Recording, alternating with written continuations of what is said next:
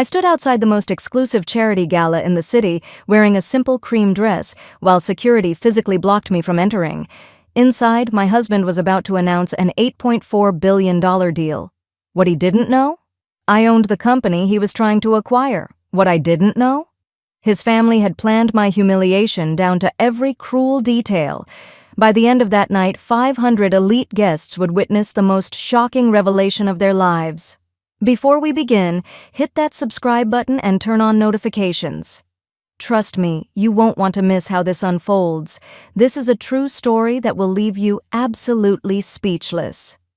My name is Mary, and I need to tell you about the night that changed everything. The night I discovered who truly loved me and who had been wearing a mask all along. But to understand what happened at that charity gala, you need to know something about me first. I'm not your typical billionaire's wife. Actually, that's exactly what made everything so much worse. The invitation sat on our kitchen counter for 3 weeks, gold-embossed letters on cream cardstock. The annual Sterling Foundation Charity Gala. Black tie, red carpet. The kind of event where million-dollar donations are made between sips of champagne and designer gowns cost more than most people's cars. My husband, Christopher, had been talking about this night for months. His company was announcing a massive $8.4 billion merger, and he wanted everything to be perfect. "You're coming, right?" he'd asked me that morning, adjusting his tie in our bedroom mirror. Christopher was handsome in that polished corporate way, sharp jawline, perfectly styled dark hair with just a touch of gray at the temples, eyes that could command a boardroom. We'd been married for 5 years, and sometimes I still couldn't believe this was my life. "Of course," I'd replied, watching him from our bed. "I wouldn't miss it." He'd smiled, kissed my forehead, and left for the office. What he didn't tell me was that his mother, Margaret, had already made other plans for the evening, plans that didn't include me. I should probably mention that Margaret never liked me. From the moment Christopher brought me home, she made it crystal clear that I wasn't good enough for her son. I came from nothing. My parents were immigrants who worked in a laundry service. I put myself through community college while working night shifts at a diner. I didn't have a trust fund, didn't summer in the Hamptons, didn't know which fork to use at fancy dinners. To Margaret, I was an embarrassment, a phase her son would eventually outgrow. What Margaret didn't know was that while she was judging my worn-out purse and simple clothes, I was building an empire she couldn't even imagine. That evening, I got ready alone in our bedroom. Christopher had texted saying he needed to go to the venue early to prepare for his speech. I understood. This was a big night for him. I chose a cream-colored dress from my closet. Nothing fancy, but it was elegant and made me feel beautiful. I paired it with the simple pearl necklace my mother had given me before she passed away. Looking in the mirror, I felt good, confident, ready to support my husband. The car service dropped me off at the Grand Lux Hotel at exactly 7 p.m. The red carpet stretched from the curb to the massive glass doors, lined with photographers and cameramen. Luxury cars pulled up one after another, depositing guests in glittering gowns and expensive tuxedos. I watched a woman step out of a Rolls-Royce, wearing a dress that probably cost $50,000, her neck dripping with diamonds that caught every flash of light. I took a deep breath and stepped onto the red carpet. The first sign that something was wrong came immediately. The valet who took my clutch purse looked at it like I'd handed him a dirty sock. He wrinkled his nose and passed it to another worker without a word. I felt my cheeks burn but kept walking. The photographers' cameras were flashing for the couple ahead of me, but when I approached, they lowered their equipment. One of them actually looked at his phone, suddenly very interested in something else. I reached the entrance where a woman with a tablet and a plastic smile stood checking names. Her name tag read, Melissa, Event Coordinator. She was probably in her early 30s, wearing a sleek burgundy dress and the kind of smile that doesn't reach the eyes. "Good evening," I said warmly. "I'm here for the gala." "Name?" she asked, not looking up from her tablet. "Mary. I'm Christopher's wife." Her fingers froze on the screen. Slowly, very slowly, she raised her eyes to look at me. Her gaze traveled from my face down to my dress, to my simple shoes, then back up to my face. The corner of her mouth twitched. I'm sorry. What was the name again? Mary. My husband is Christopher. He's speaking tonight about the merger. She scrolled through her tablet with exaggerated thoroughness. I don't see a Mary on the guest list. My stomach tightened slightly, but I kept my smile in place. There must be some mistake. My husband is one of the main speakers tonight. Could you check again? Melissa made a show of scrolling again, very slowly, her perfectly manicured nail tapping against the screen. Then she looked up at me with that same plastic smile, but now there was something else in her eyes. Amusement? Contempt. Ma'am, I've checked 3 times. There's no Mary on the VIP guest list. She paused, then added with mock concern, Are you sure you have the right event? A few guests behind me had stopped to watch. I felt their eyes on my back like laser points. Could you please call my husband?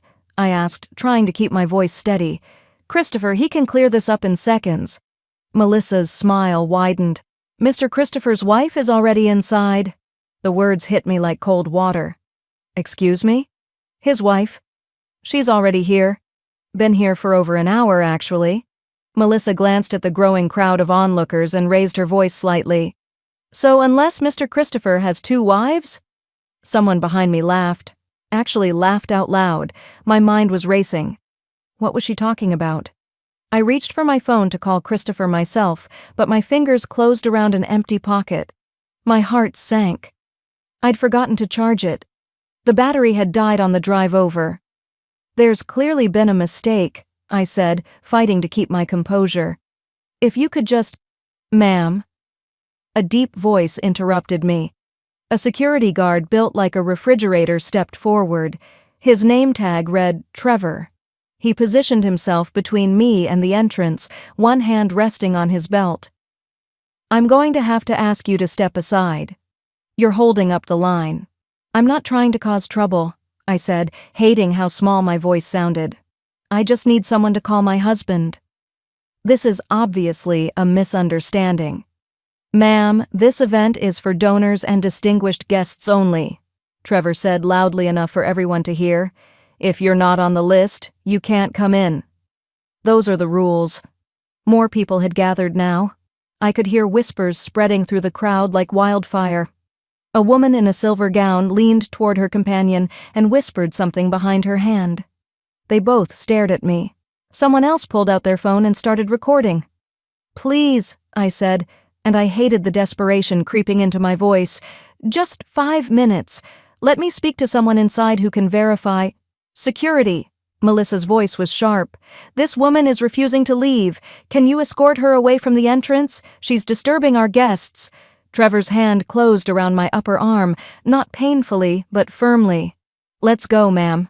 Wait, But he was already pulling me away from the red carpet, away from the entrance toward the side of the building. The crowd of guests parted like I was contaminated. I saw their faces as I passed. Some looked uncomfortable.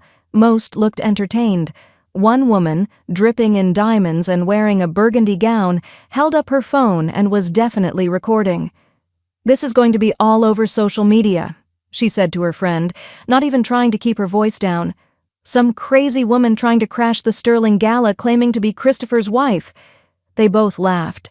The sound followed me as Trevor led me around the corner of the building to a plain metal door marked Staff Only. He opened it and gestured inside. You can wait here while we figure out what to do with you. Don't even think about trying to sneak in. I found myself in what looked like a storage area. Folding chairs were stacked against one wall. Boxes of supplies lined the shelves. A single flickering fluorescent light buzzed overhead. The door closed behind me with a heavy thud, and I heard the lock click. I stood there in my cream dress and my mother's pearls in a storage room, locked away like an embarrassment that needed to be hidden, and that's when I heard the voices. 2 staff members were talking just outside the door. They had no idea I could hear them through the thin walls. Did you see her? One of them said, laughing. She really thought she could just walk in there. In that dress? Another voice replied. Girl, I've seen better outfits at the thrift store. If you're going to crash a charity gala, at least dress the part. Right? And claiming to be Mr. Christopher's wife, like anyone would believe that. His wife is probably wearing something that costs more than my car. More laughter. My hands were shaking. I pressed them flat against the cool metal shelving to steady myself. I closed my eyes and took a deep breath. Then another. I thought about my mother, who used to tell me, "Mija, let them underestimate you. That's when you have the most power." I thought about every late night I'd spent building my business, every risk I'd taken, every moment I'd been told I wasn't good enough, smart enough, rich enough, and I thought about Margaret. Christopher's mother had never made a secret of how she felt about me. At family dinners, she'd ask questions designed to highlight my lack of pedigree. "So, Mary dear, which boarding school did you attend?" "Oh, you didn't go to boarding school. I see." Or, "Mary, your family is in the service industry? How interesting." The word interesting dripped with condescension. But the worst part wasn't Margaret's obvious disapproval. The worst part was Christopher's silence. He never defended me, never told his mother to stop. He'd just squeeze my hand under the table and change the subject like that was enough. Like his quiet discomfort was the same as standing up for me. I'd told myself it didn't matter, that I didn't need his family's approval, that our love was enough. But standing in that storage room, listening to strangers mock me, I realized something had shifted inside me. A door had closed, and I wasn't sure it would ever open again. The storage room door suddenly opened, and I was face to face with the last person I wanted to see. Margaret. Christopher's mother stood in the doorway like a queen surveying something distasteful. She was 70 but looked 50, the result of excellent genes and probably excellent surgeons. Her silver hair was swept into an elegant updo, and she wore a sapphire gown that probably cost more than most people make in a year. Diamonds glittered at her throat, her wrists, her ears. "Mary." Her voice was ice wrapped in silk. "What on earth are you doing here?"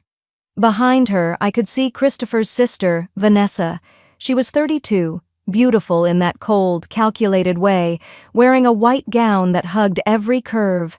She looked at me with barely disguised glee. "Margaret," I said, trying to keep my voice level, "there's been some kind of mistake. I'm not on the guest list, and they won't let me in. Could you please—" "Oh dear." Margaret's hand went to her throat in a theatrical gesture of surprise. "There's been a mistake? How terrible." She paused, and her eyes went cold. "Though honestly, Mary, I'm not sure this is really your crowd, is it?" The words hung in the air between us. "What?" I whispered. Vanessa stepped forward, barely containing her smile. "Mother's right, Mary. These events are for people who understand this world, people with connections, breeding, sophistication." Her eyes traveled over my dress dismissively. "You'd probably be more comfortable at home, wouldn't you?" I stared at them both, understanding flooding through me like poison. "You did this. You took my name off the guest list." Margaret didn't even try to deny it. She simply smiled. "Christopher needs to present the right image tonight. This merger is everything. He needs to be seen with the right people, surrounded by the right influences." She leaned closer, and her voice dropped to a whisper only I could hear. "He needs to be reminded of what his life could be like without complications." "Complications?" I repeated. "I'm his wife." "For now," Vanessa said brightly. Then she turned to Margaret. "We should get back, Mother. Christopher's about to make his big announcement. We wouldn't want to miss it." They started to walk away, but Margaret paused and looked back at me. "Mary, dear, do yourself a favor. Go home. This life was never meant for people like you. The sooner you accept that, the easier it will be for everyone." Then they were gone, their expensive perfume lingering in the air like a taunt. I stood there alone, and something inside me finally snapped, not into anger, not into tears, into clarity. I reached into my clutch purse and pulled out a business card. One phone call. That's all it would take. I walked to the door and knocked until a staff member opened it. "I need to make a phone call," I said calmly. "Now." Inside the ballroom, everything was golden light and champagne bubbles. Christopher stood on stage, looking every inch the successful executive in his custom Tom Ford tuxedo. The room was packed with 500 of the city's elite. Philanthropists, CEOs, celebrities, politicians, all of them there to see and be seen, to donate money and take photos for their social media. Christopher took the microphone, and the room fell silent. Good evening, everyone. Thank you for being here tonight for such an important cause. As you know, our company has been working towards something extraordinary. Tonight, I'm thrilled to announce that we've finalized an $8.4 billion merger with Sterling Industries. The crowd erupted in applause.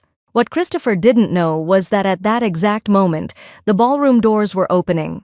I walked in, but I wasn't alone anymore. On my right was my attorney, Mr. Peterson, a man who'd handled billion-dollar deals for 30 years. On my left was Jennifer, my CFO. Behind us, a team of my corporate executives, all of them dressed impeccably, all of them wearing expressions that meant business. The photographers who'd ignored me an hour ago suddenly couldn't take pictures fast enough. Camera flashes exploded like lightning. The crowd turned as one, a wave of confused faces trying to understand what was happening. I walked down the center aisle, my simple cream dress suddenly feeling like armor. The sea of designer gowns and tuxedos parted before me. I could see Melissa near the entrance, her face going pale. Trevor, the security guard, looked like he might be sick. On stage, Christopher had stopped mid-sentence. He was staring at me with complete confusion.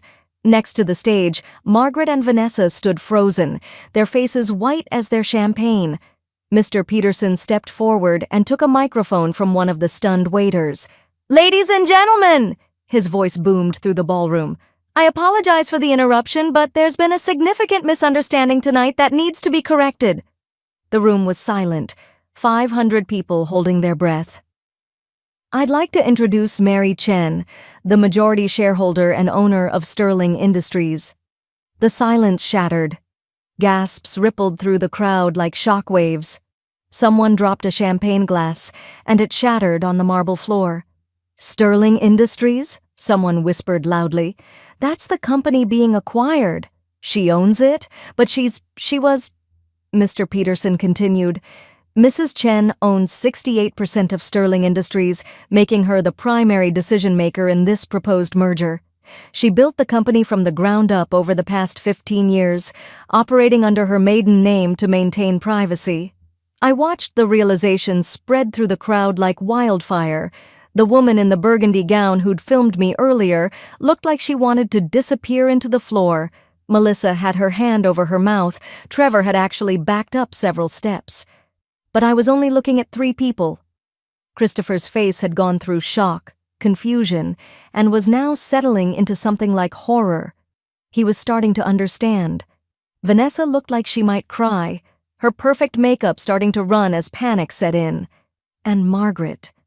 Oh, Margaret looked like she'd been turned to stone, her diamonds suddenly seeming like cheap glass under the chandeliers.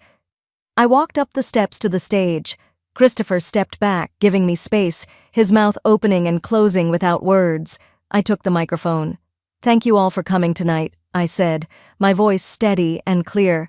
"I need to address what happened this evening because it says something important about the culture we've allowed to flourish in our companies and our society." The room was so quiet you could hear the ice melting in glasses. An hour ago, I was denied entry to this gala.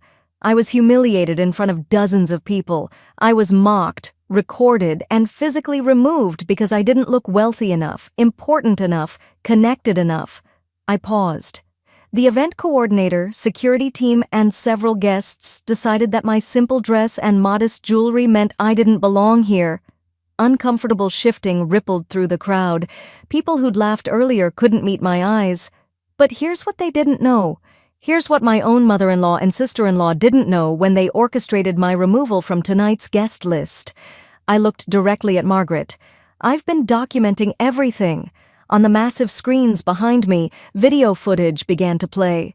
My assistant had been planted as a staff member, and she'd captured everything. Melissa's sneering dismissal, Trevor's rough handling, the guests laughing and recording, and then, most damning of all, the footage of Margaret and Vanessa in the storage area, their cruel words played back for everyone to hear.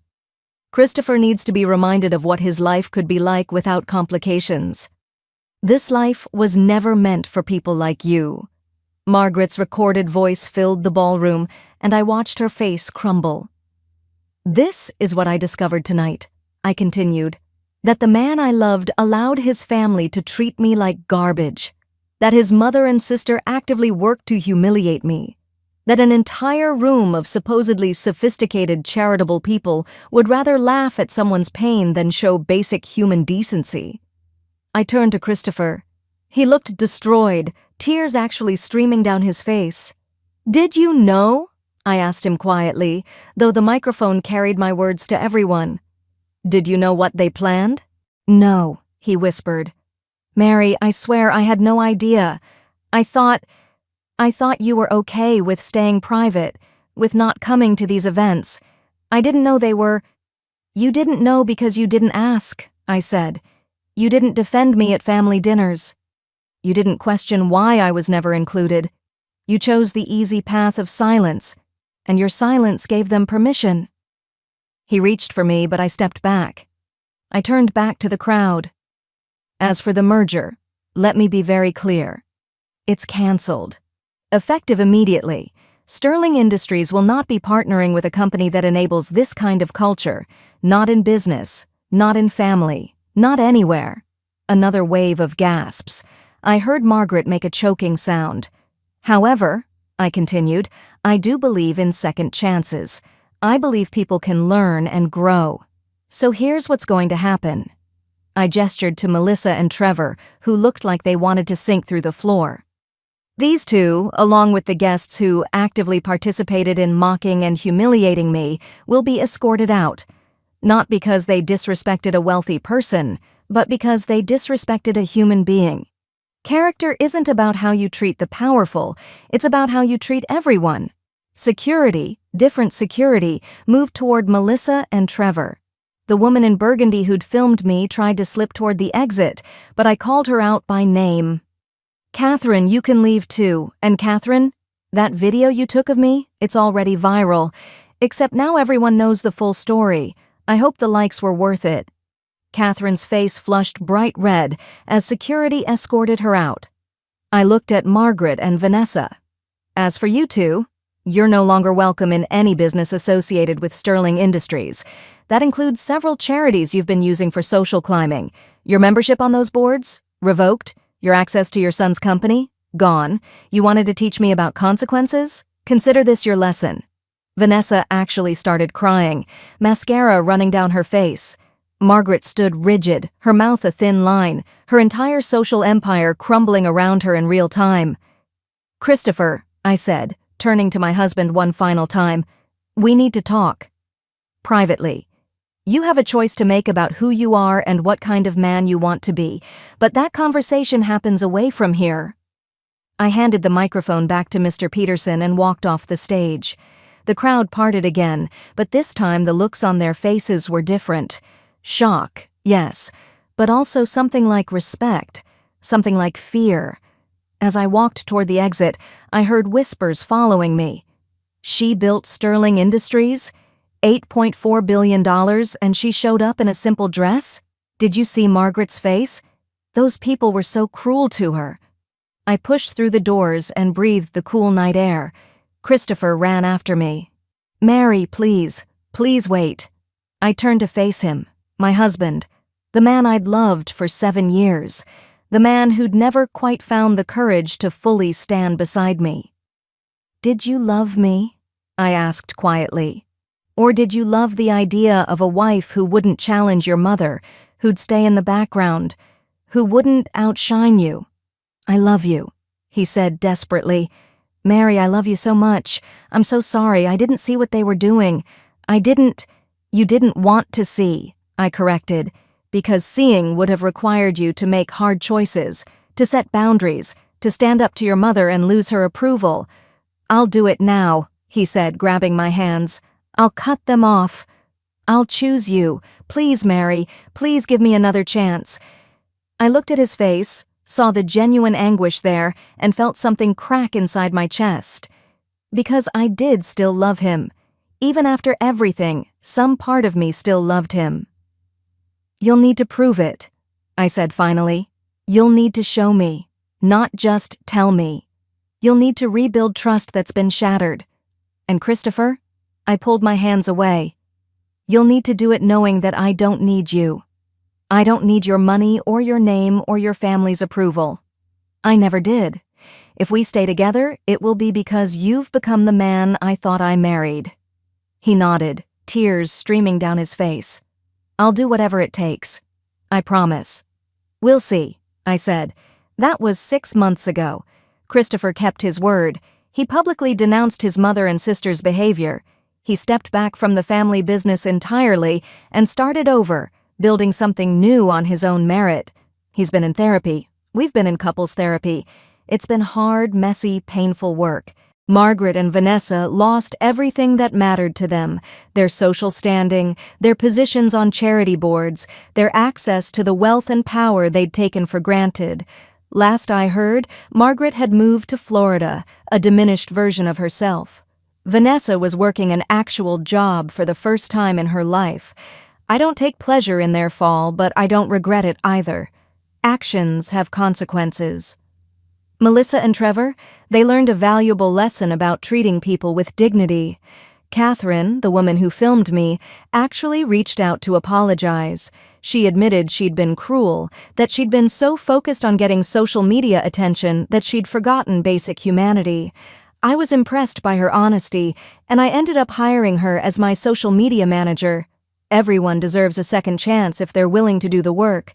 As for Christopher and me, we renewed our vows last month, in a small ceremony with just a few close friends. No red carpet, no photographers, just two people choosing each other, with full knowledge of their flaws and their strengths. I revealed my identity publicly after that night at the gala. I now run Sterling Industries openly, and we've become leaders in corporate culture and respect training. That night has been turned into a case study in business schools about character, dignity, and the dangers of assumptions. People often ask me if I regret the way everything happened, if I wish I'd revealed my identity sooner, avoided the humiliation altogether, but honestly, I don't, because that night showed me the truth. It showed me who truly cared about Mary the person, not Mary the billionaire. It showed me that my instincts about Margaret were right. It showed me that Christopher had work to do, and it gave him the chance to do it. Most importantly, it taught me something I already knew, but had forgotten.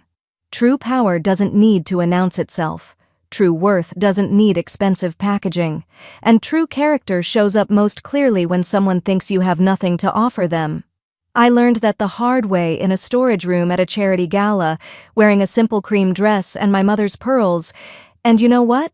I'd wear that same dress again tomorrow, because it represents something important, the reminder that I'm not valuable because of what I own.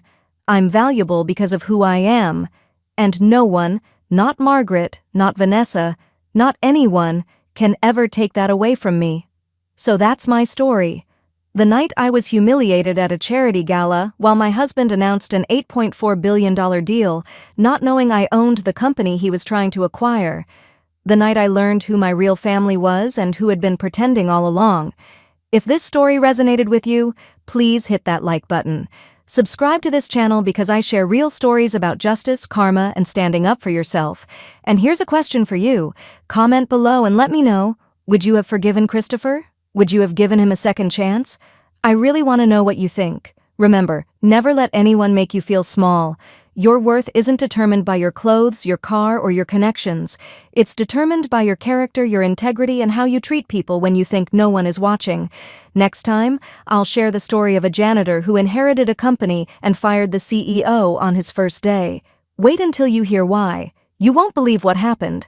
Until then, stand tall, know your worth, and never apologize for being exactly who you are.